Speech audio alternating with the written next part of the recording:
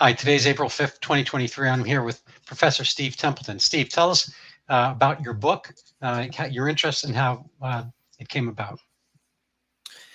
Yeah, so um, I am an immunologist by training. I study infectious disease, particularly in animal models, um, focusing on fungal infections, but I do have experience in viral immunology as well. Interestingly, with coronaviruses, when I was a graduate student, when no one cared about coronaviruses. And then I worked for the CDC for about 4 years in the NIOSH, which is the Occupational Safety and Health branch of the CDC. And then I came here to Indiana about 12 years ago and have been a professor and have tenure. So that's nice. And, at the beginning of the pandemic, I really was frightened at how people were behaving and how they were sort of clinging to things that were not accurate, and how public health officials and agencies were fanning that fear and using fear-based messaging to try to change behavior in a way that I didn't think was going to be um, beneficial and ultimately harmful.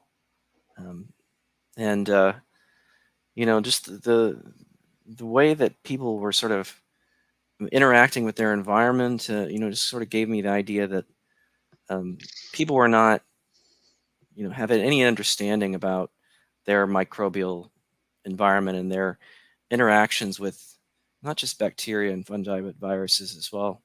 Um, that's shaped our immune systems, our and do contribute to our health, our overall health.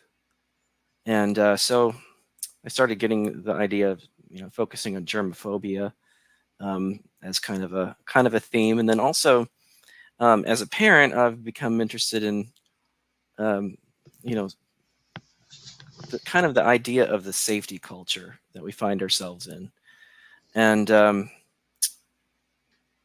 that's something that I have two daughters. One's now 11 and 7.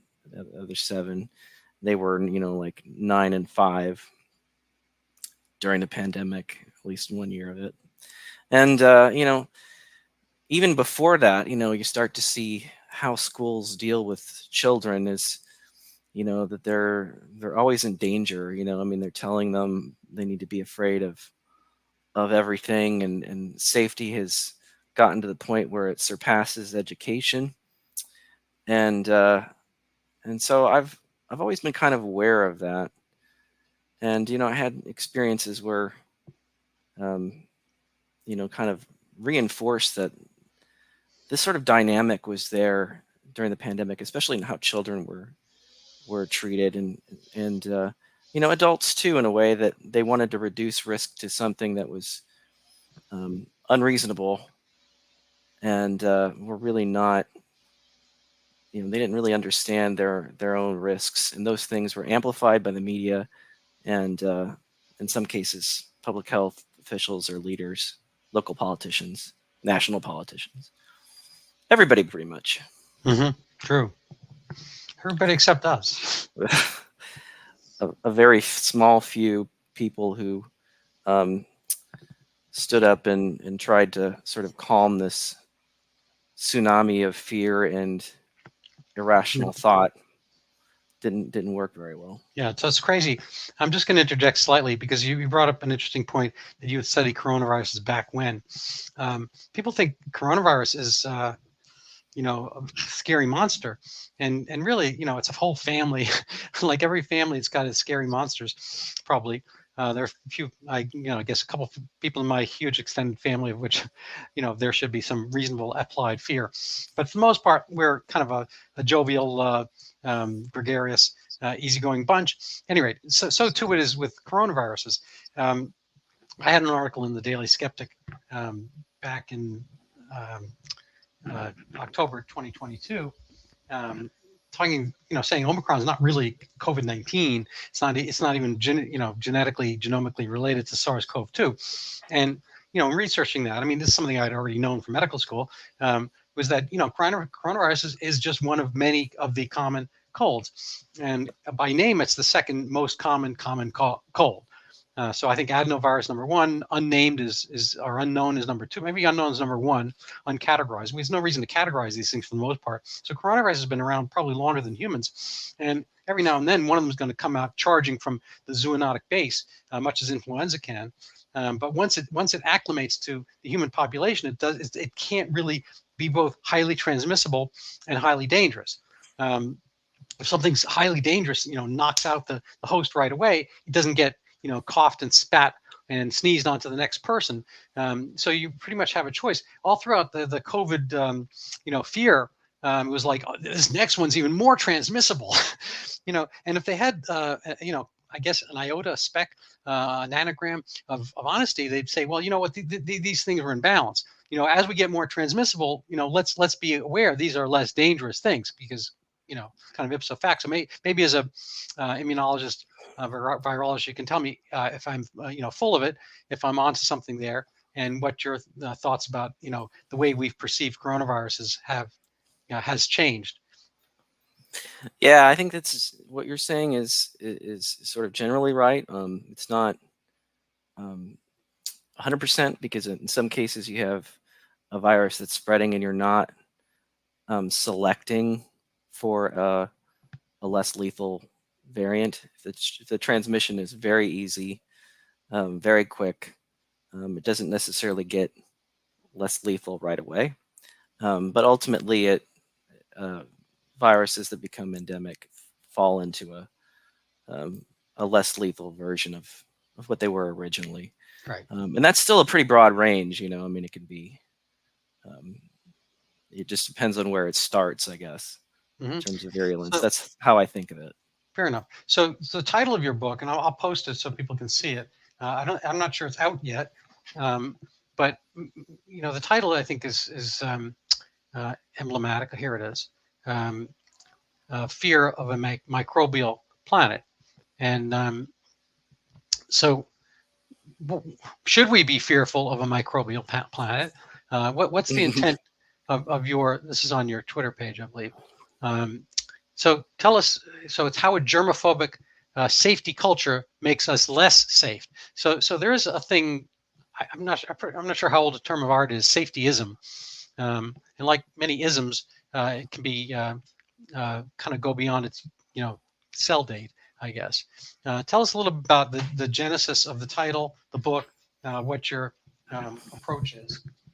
Yeah, it's kind of an irreverent title. I mean, we as the book gets into detail, obviously we already live on a microbial planet.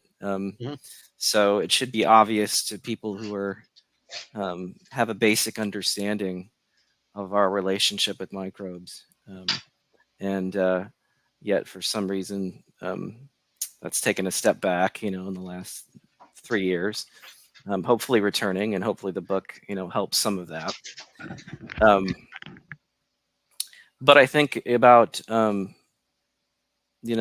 far as the safety culture goes, I had an experience that I write about in the book where I had a 2-year-old, my daughter was in daycare. She was about 2 years old at the time, maybe a little bit younger than that, but she got hand, foot, mouth disease, which is caused by a Coxsackie virus. And hand, foot, and mouth disease is something that's very, very transmissible.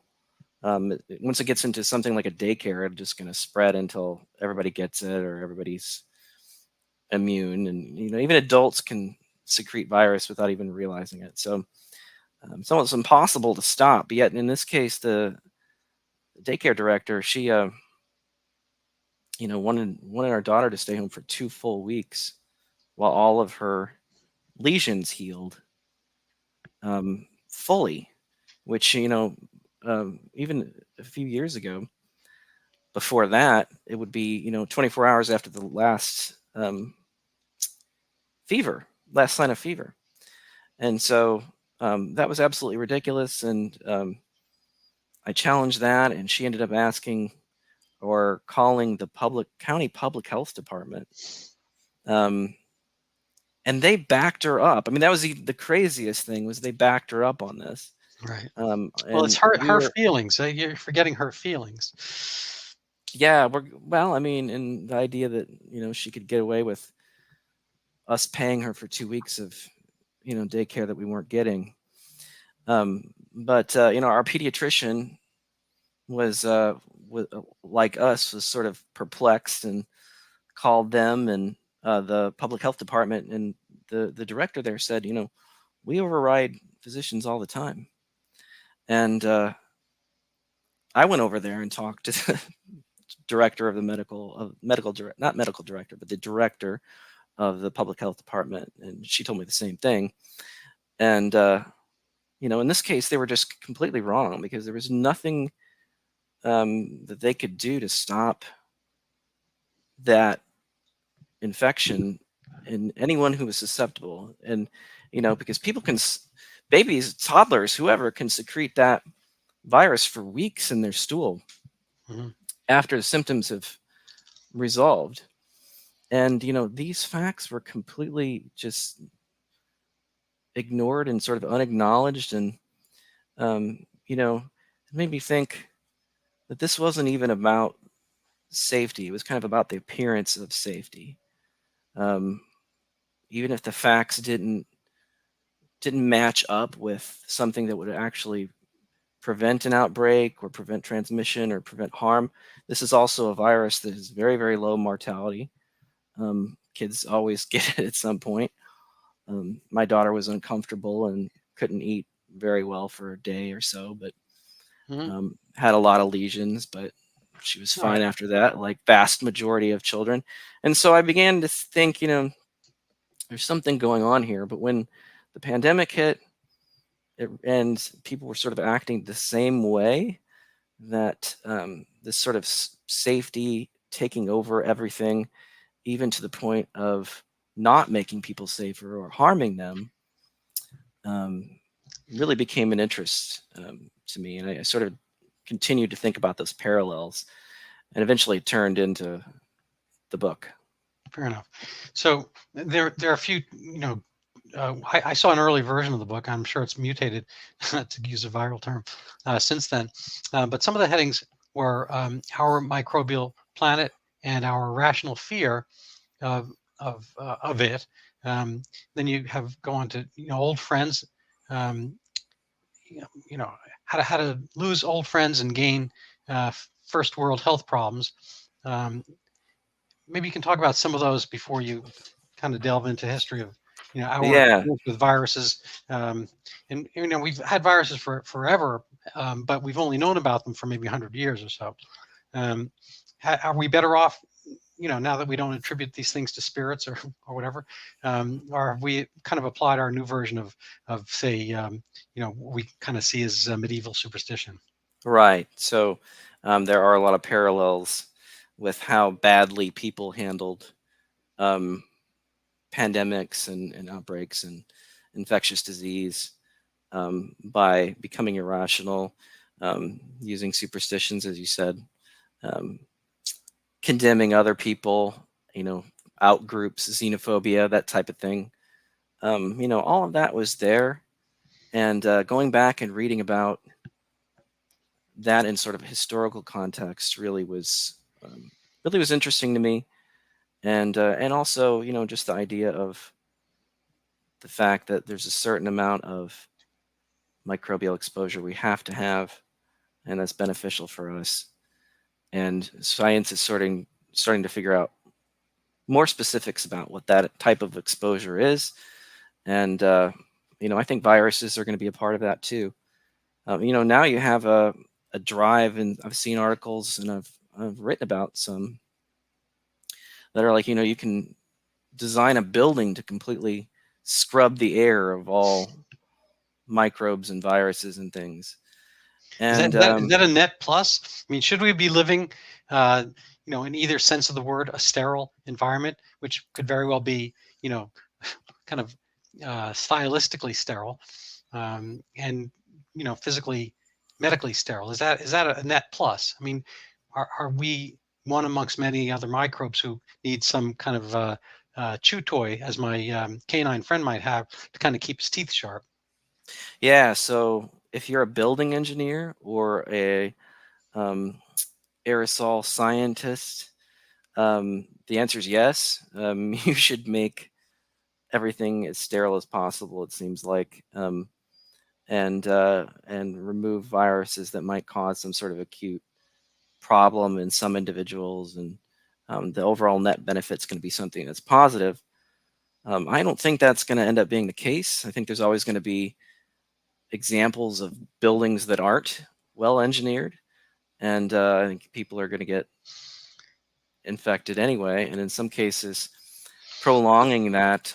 Right, but does it As we're help seeing in the pandemic, you prolong endemic virus infection, right. it comes back one way or another when you're in a different But situation. just to get to the chew toy analogy, is it helpful for a young person to, as we've often heard, to experience viruses and have them? I mean, if you had I don't know, separated identical twins, and one grew up in, I don't know, the inside of a Danish modern home with perfect ventilation and mosquito filters and wore a mask all day and never encountered any viruses, dirt, mold, etc., versus kind of like my 1960s upbringing where we're kind of running around in the mud out all day, pretty much carefree.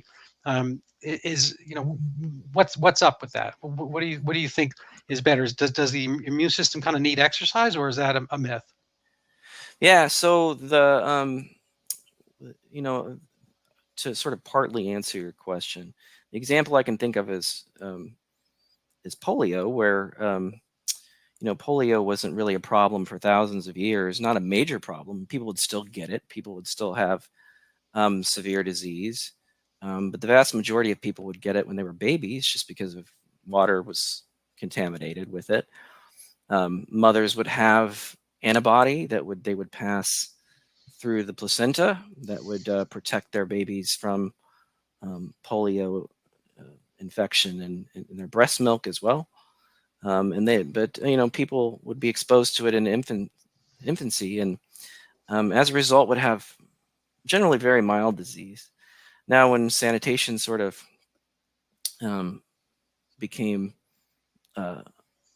significant enough to the point where this was being delayed for several years, then there started to be outbreaks, and some of the outbreaks had more severe disease than back when there wasn't clean water. So in that case, the delayed exposure to the virus actually made things worse. Mm-hmm. And the only way it could be fixed was to develop a vaccine that was functional and could replicate that Mm-hmm. I understand. exposure. You don't want to have to experience everything. I mean, a reasonable vaccine, I think, is rubella. Most of us wouldn't really matter if we had rubella or not, I'd have to say.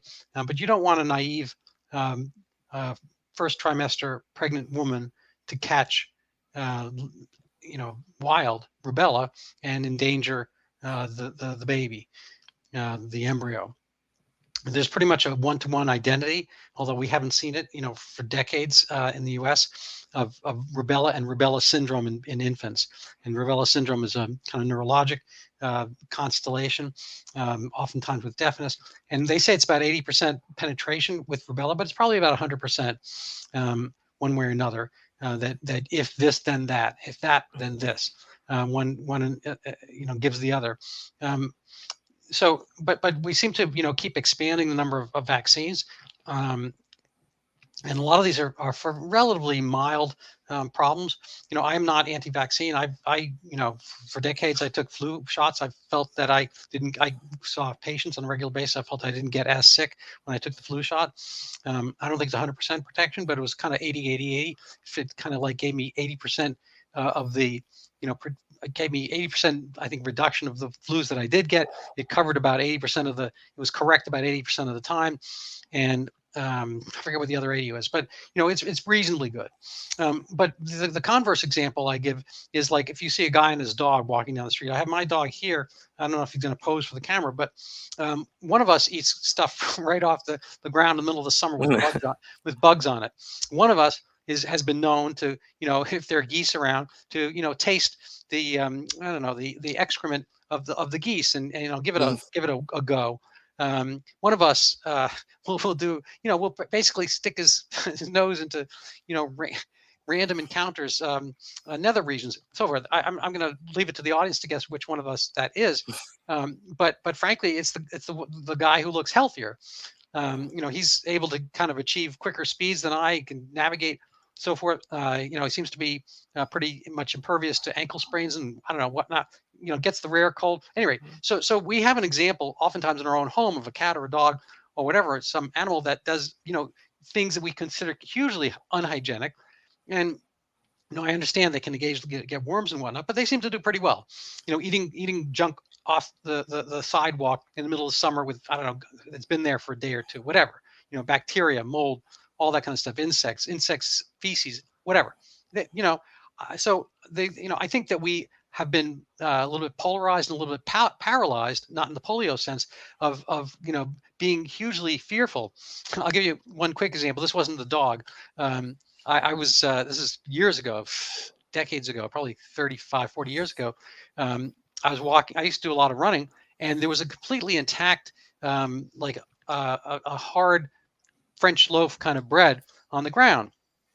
And it must have fallen out of somebody's, and it was no bugs, nothing like that. I picked it up. It was, just as soft and fresh as it would be if you picked it out of the bakery.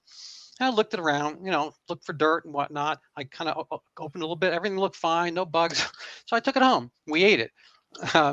And one of my friends was like jaw dropped, horrified, and like wouldn't even come near me because I had done that. It's like, well, what do you think people like ate for thousands and thousands of years?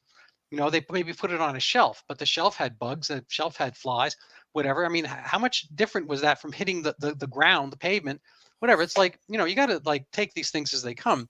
But people, won't touch things unless it's been wrapped. And I get it, but I think it's gotten a little bit extreme. Anyway, but before we go on, let's talk about. I want to kind of delve in further without giving the conclusion of your book. But what's the basic thesis that you present? How do you bring it along, and what are your conclusions? Well, the book's really in two parts. The first part is called Fear and Germs. It changed from your what you just read out. Been edited quite a bit, so it's changed from those early drafts. And the second part is a pandemic in the time of safety. And so I really try to bring those two together. Well, first is more of a, explanation of how we're exposed to microbes and how that's beneficial. Bacteria, fungi, even viruses. And then sort of the history of how people have dealt with infectious disease, how they've dealt with epidemics, and how sometimes the experts were wrong, because there's plenty of examples of that. Sometimes how people who were right were ostracized and attacked. There's plenty of examples of that. John Snow is a good example. He is obviously the father of public health, and identified the Broad Street pump that was transmitting cholera to people who were drinking water that came from it. But I mean, he was attacked by the establishment that didn't believe even in the idea of microbial transmission of disease. Like they were still thinking about the miasma theory. Just it was gas and putrid odors and things like that. And when he went even further and said, people who are doing these jobs where they're being exposed to putrid air, like, tanneries or something like that, they're not actually experiencing disease right there at the source of the smell. So why would people further away, be subject to the same or a higher level of disease? And he was completely attacked for even just saying that. And even the Lancet published an article that was really critical of him and his beliefs. And of course, everything he said proved to be correct.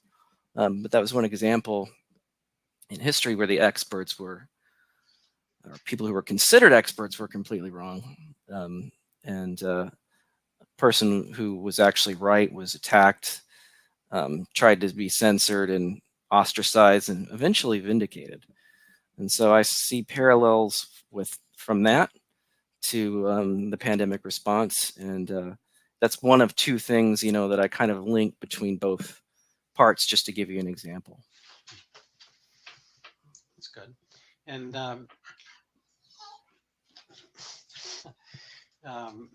I'm distracted by my dog there. I'm not sure what question you want me to ask, Steve. So you've also written for Brownstone. Can you tell us a little about the themes of the articles you had there? Right. So, I mean, that isn't really writing directly for Brownstone. That's my Substack, which is Fear of a Microbial Planet, same title. And what Brownstone does is they pick up the Substack posts and turn them into articles. Sometimes they change the title, put a different picture there. But they're essentially, reproducing the Substack posts. And so a lot of the writing in the book is informed by those early articles and posts that I made in the Substack. And you can see, if you read the book, sort of the progression of how I jump from things that are included in some of these articles, and how that can be, how that's changed over time, I think is kind of interesting.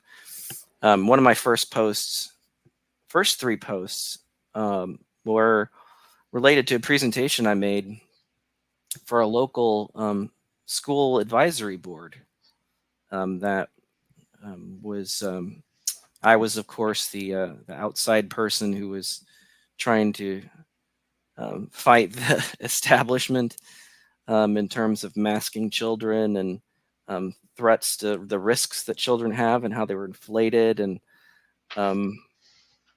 just the general treatment of children as unclean disease vectors. I took it upon myself to try to mitigate that. And, so I gave a presentation about masks and how they, before the pandemic, there was a lot of mixed, that one right there, ugly mask of politics. There's a lot of mixed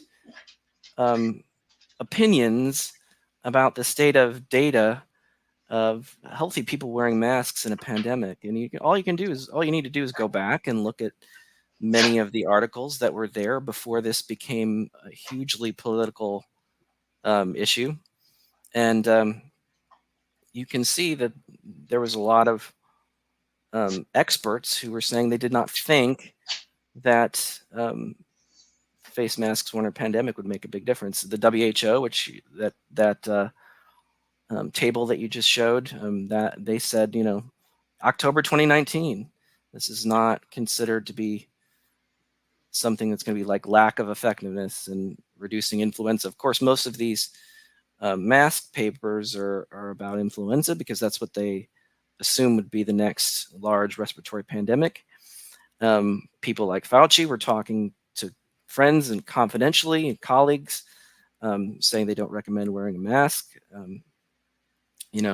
All of this was very interesting to me to sort of look into, and surprised that no one else seemed to be curious about it.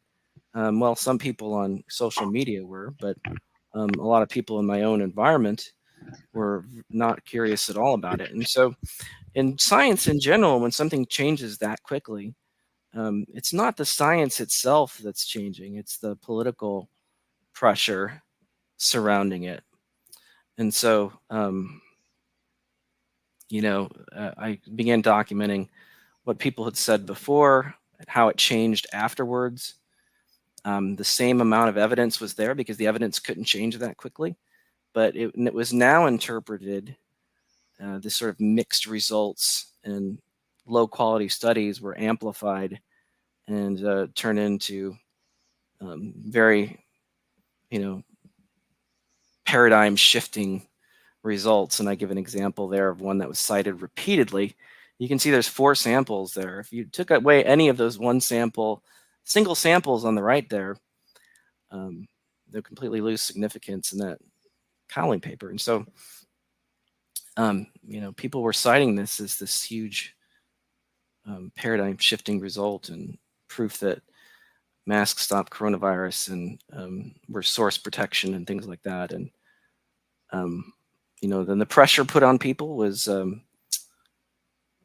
pretty intense, and there was lots of evidence of that because people would come back later and like Mike Osterholm and say, I didn't mean what I said and what we wrote in the paper. I'm still in favor of cloth face coverings, things like that. Another article from New England Journal of Medicine, the authors came back and sort of recanted their position. And they basically said the intent of our article was to push for more masking, not less. But if you actually read that article, you cannot. You're not really going to get that out of the article. And that was actually published after the pandemic began on June 3rd of 2020. Oh, actually, that was the recanting letter. But actually, the original paper was published, I think, in May. And so those authors had not gotten the memo yet that it was not kosher to say that masks don't work. Yeah, that's the original. And to they didn't recommend them for the public, especially healthy people, which was completely uncontroversial, but then all of a sudden became very, very controversial. And so, as I said, anytime that you see something change that quickly and like scientific consensus, it's not really the consensus that's changing, it's the political pressure surrounding it that's changing. And that was the point that I made. The same was the case with the risks to children. My second article was about that, which completely inflated and resulting in a lot of harm to children. And I also talked a little bit about how science is not something that changes quickly. It's often incorrect. It takes a long time to correct itself when it is wrong. So those ended up becoming posts in my Substack, and I kept writing from there. I think the one I wrote about children, that was the first one that was picked up by Jeffrey Tucker at Brownstone Institute, and that sort of gave a sort of more of a national audience to what I was doing. And then later on, I was shopping around the book ideas, and I was having trouble finding a traditional publisher. If there were publishers interested, they would, the offers they would give me would be pretty bad. So ultimately agreed to have Brownstone publish the book based on the writing in the Substack. And it's been very helpful, and that relationship has been good for promoting the book. And hopefully when it comes out, at the end of the month, maybe in its finished form, it'll do well. We'll see. Yeah, I hope so. I really like this quote you put in here. Those in authority must retain the public's trust. I guess I'll put it up here. People can read it. The way to do that is to distort nothing, to put the best face on nothing, to try to manipulate no one. So you're aware of my book, Overturning Zika, and I've written some articles. I got onto Zika before coronavirus, and I started looking at it in frankly in 2016 very briefly, and then in 2019 I had a little bit of time on my hands, and frankly I was poked, kind of nudged by Facebook, a memory of what I had written back in 2016, where I had had some doubt on the Zika phenomenon, given that Zika is really just there's 4 dengue, and Zika is really just kind of the 5th smaller dengue. So if these are 4 dengue strains, Zika is not quite dengue 5, but it's very, very close to being that. And dengue it never caused microcephaly. So I had my doubts back in 2016. I kind of filed it away as just one of those things that didn't really concern me. In 2019, Facebook in February, whatever, said, "Oh, you wrote this," and so I looked at it again. I thought, "Oh, and I have 3 years under my belt to see what had happened." And frankly, nothing had happened. There had been no kind of as per my mental prediction. There had been no further microcephaly after Zika, and anywhere, even including Northeast Brazil. And the whole theory, I think, was just basically, I mean, it's a bad hypothesis. Never showed true. Again, that was it. So I was thinking there would have been by this time retractions and mea culpa and so forth, and kind of to fast forward the story. So I wrote an article for 2019. I couldn't get it published anywhere. I tried the general press. I tried science journals, medical journals, all this kind of stuff. Letters, to the editor. Anyway, a tiny journal published it, a political one, not medical, and it was a good article. It's still out there. And so I tried to get it redone and have it be produced somewhere else. And eventually I got a call. I've mentioned the story elsewhere, but I eventually got a Zoom call early 2020 with the editors of JAMA, 2 guys, Dr. Ed Livingston and Howard Bauschner. And Livingston in particular was very interested. He thought it was a great idea, fascinating theory. And he said, I really don't know if you're right or wrong, but certainly it's very reasonable to entertain your concept because, it has disappeared, as you say. Nobody else has a good explanation. Yours is as good as any other. And so I think it was like February 2020 by then. It's like a year after I'd started on this project. And all I'd written was kind of this article and had some research under my belt, reading research. And he said, but, because my heart dropped, and he's like, but we don't want to put anything out now that would sow doubt in the public health establishment because, there's this coronavirus from China and blah, blah, blah. It's probably going to be a big deal, so forth. And maybe when that has calmed down, we'll reconsider yours. And I said, well, I don't see how sowing doubt in public health establishment is even a quality that you need to consider. I mean, an umpire is valued because he calls balls and strikes. He doesn't, favor, Tony Fauci, the pitcher, versus, Martin Kulldorff, the pitcher. If you're calling balls and strikes, it's whatever it is. If it turns out the Zika microcephaly pitch, dropped or I don't know, hit the bat or whatever, that you have to say that's what it was. It wasn't a home run. Yeah, the ability to have self-correction should actually help public health and not. I agree. And not hurt it. So they got it completely backward in your case, and obviously any case with the pandemic after that. The idea that there's going to be sort of infallibility of our leaders and experts basically really made things much worse. I don't know if these people are going to have to die to usher in a time where we admit that they were wrong.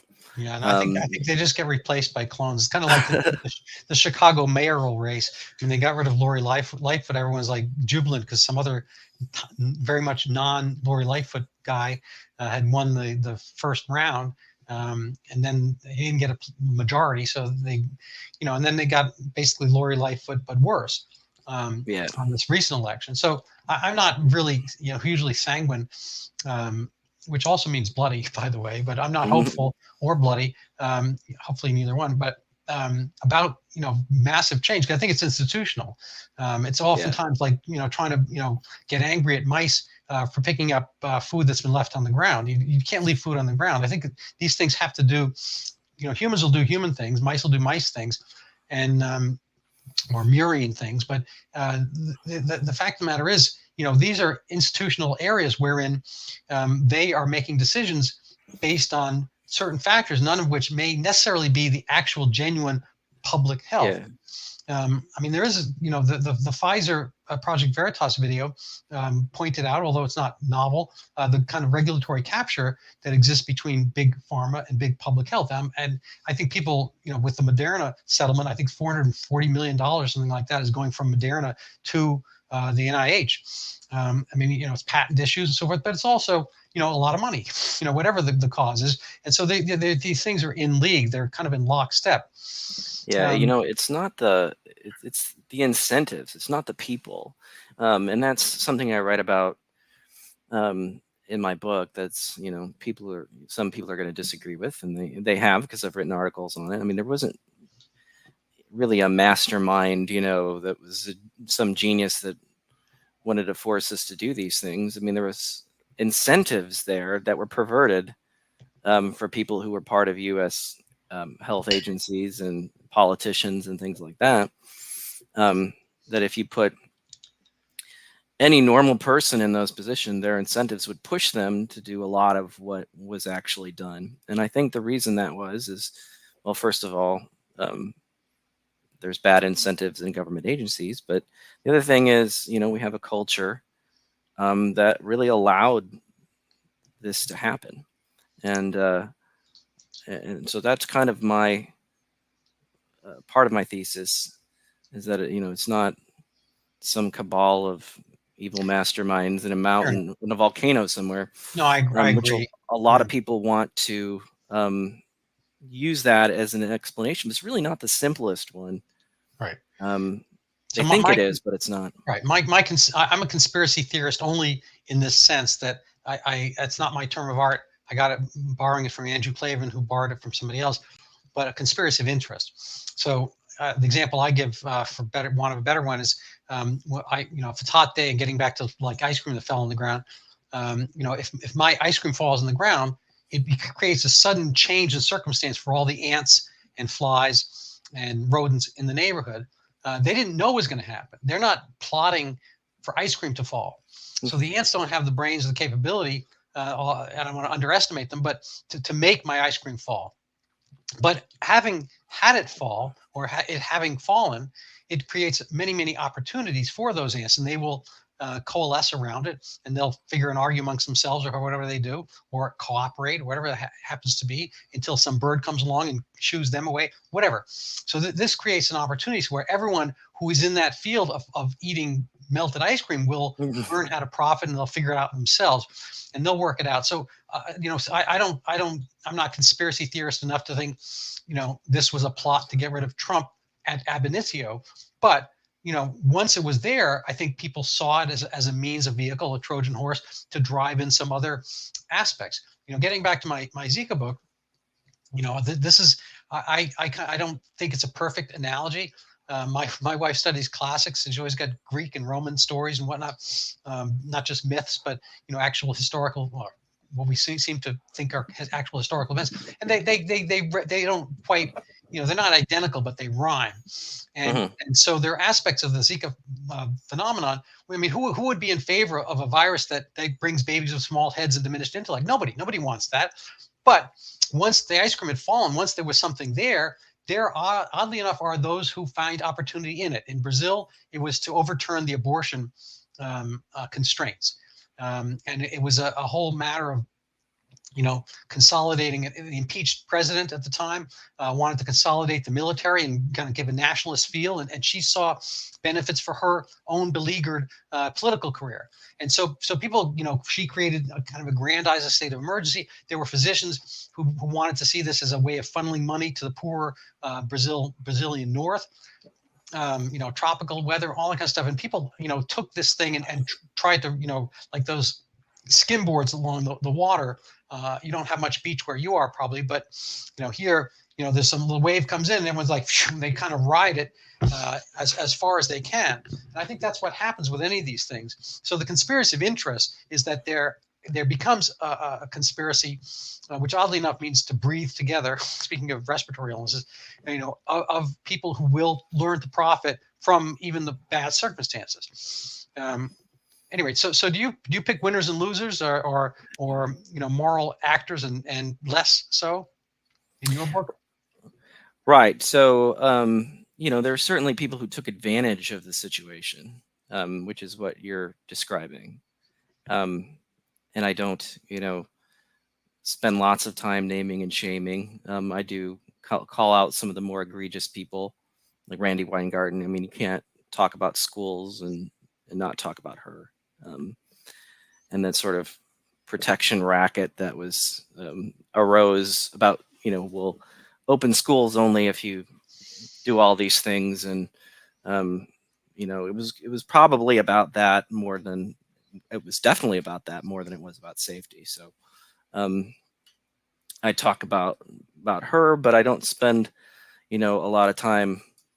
I do talk about Fauci some, and in terms of historical record, things that happened during the HIV pandemic, and Redfield as well. He had a pretty interesting background. He was very into misrepresenting the threat of HIV to heterosexuals. And some of those. Didn't Saint Anthony of Fauci do that as well?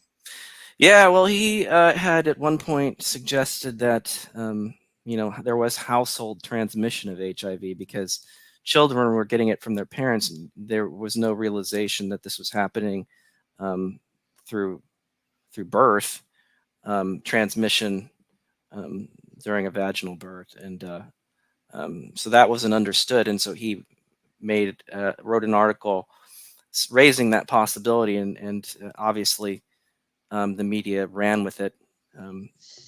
That was something that completely got blown out of proportion. But in the case of HIV, actually Redfield was worse. But there were a lot of experts there involved, in William Hazeltine. He was really bad. And now he's he wrote articles about COVID right. against the Great Barrington Declaration and CNN. These are folks that had a history of catastrophizing, and were still considered go-to experts. Mm-hmm. And so I write a lot about misplaced faith in experts. My own advisor, my graduate advisor, is a big SARS researcher, even before SARS CoV-2 pandemic. As I was a graduate student, SARS-1 happened, and he was able to take advantage of that and build quite an impressive research program. But when asked by a local TV station what he thought about SARS CoV-2 pandemic, he's in Iowa. He said, Iowa won't see a case of it. And here's an expert. This is a virology, immunology expert in coronaviruses. He knows so much about MERS, SARS-1, you name it. And so there's a real limitation to expertise. In fact, it can blind you in times by thinking something is going to go down this predetermined path that you know so well. And we, and he didn't do that. I mean, he meant to be completely honest and give his honest, frank assessment, which turned out to be wrong. And so many experts did that. And so I also go into, a lot of detail about how bad experts are at predicting things. And, there was a couple of books by a guy named Philip Tetlock, which were pretty interesting, about how worthless experts are in predictions, and the type of person who actually becomes a decent predictor is not really an expert. It's just somebody who's open to looking at a problem from many different angles and not having any sort of preconceived notion about it. That doesn't describe any any expert. So I think that was one of the problems, was sort of scientists and experts given this sort of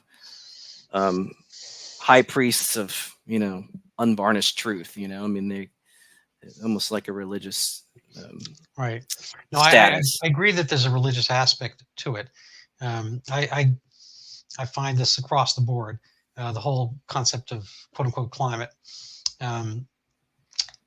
has very similar aspects. I mean, the predictions don't come true, but the kind of the Talmudic fine parsing of scripture continues apace, and there's a huge funding apparatus to do that. So I I communicate with an MD, PhD friend who plays tennis and occasionally squash with me, and he comes at it in pretty deprecatory tones because I point out all these things didn't happen. What you have is unverifiable, unfalsifiable statements when you go from global cooling to global warming to global cooling, back and forth, and then just call it climate change, which, I mean, I think the name itself is almost farcical if you had presented it, maybe I don't know, 80 years ago as a concept. Like, okay, what is changing into what? I mean, it's like if I talked about the NFL and give me your NFL predictions for next year. It's like, well, you know what? It's going to be a changing landscape. You're going to see lots of flux. You're going to see some teams that had never ever done well do well, and some teams that had done well are going to be just mediocre. And some of the mediocre teams are going to stay mediocre, and some of the mediocre teams are going to get better. Well, what about who's going to win the Super Bowl? Well, that's a very, very interesting question you have there, and we're going to need a little bit more money, and as time goes on, I'll be able to give you a better answer. But this is you get it's data analytics. I understand what that is, but it's not necessarily science unless you are having your theories rub up against and score with reality. I actually kind of have, in a sense, greater respect for some of the touts, the betting touts, who will give you the line and show their winnings and losings against the spread over the course of the year. And frankly, almost nobody does much better than the Las Vegas line, because that is kind of the median point. But some people who talk a lot, they don't do well on the bets, and that's what you have to have. And for the Zika, again, sorry to get back to my thing, but for the Zika microcephaly thing, we have a little bit more time back upon which to look, and the predictions are all wrong. And then what happens? Well, I mean, I get it. If you predict the Super Bowl and some guy gets injured in the first quarter, it's like, well, you know what? We might have had a chance, but when Brock Purdy in one of the NFL championship game gets injured in the first quarter, like, whatever. I understand that my predictions went bad because things change, but these are predictions that are in real time, and none of that happened, and nobody goes and reformulates it. It's kind of a weird thing. I kind of have more trust and faith in the Johnny Depp Amber Heard verdict than I do from a lot of science. And it's like that thing gets actually investigated and literally adjudicated in a way. And I don't know if Amber Heard should have gotten some fundings from Johnny Depp or vice versa, whatever. But people actually have much more knowledge about that, and they can really opine in a more clarified way than they can about a lot of these coronavirus things, which are not put in front of the court of public opinion in the same extent. I would love to see, and actually I'd like to bring this up because you did write some questions for a potential COVID-19 commission. Maybe you could talk about that. How would we adjudicate the Johnny Depp Amber Heard trial if it were COVID and so forth? Who's on trial? Who's winning and losing? And what are the questions to ask? Right. So, I was asked to be part of what would eventually be called the Norfolk Group. Myself and Jay Bhattacharya and Martin Koldorf and Tracy Hogue and other experts. And the idea was there's going to be a commission. There has to be at some point. And a lot of these congressional representatives aren't really going to have an idea of really how to ask questions that are going to be very difficult for some public health officials to answer. And they're not going to have the background information to back up when they do ask these questions. And so we wanted to help provide that.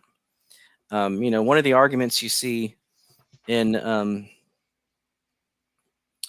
lot of circles with public health and other people is, we made these decisions because we didn't know enough at the time. We kept kids out of school because we didn't really understand transmission. And so our document shows that provides evidence that that's not the case in a lot of cases, that there was sufficient knowledge and sufficient research that showed, for instance, that children were at very low risk and that schools were safe, especially in Europe. That was completely ignored for what are likely political reasons. And those are the type of of questions and information we wanted to provide. And so it's my understanding, in fact, at one of the committee hearings, there's been several. There was one with Jay and Martin and Marty McCary, who's also in the Norfolk group. And I believe one of the Congress actually referred to the document, one of the Congress members. So they have received it, and hopefully they're finding it useful, because they're going to have a very long process interviewing a lot of people, and hopefully that's something that they find helpful. I agree. All right, so we're rounding out the hour, and I'm going to give you, I believe, the last word.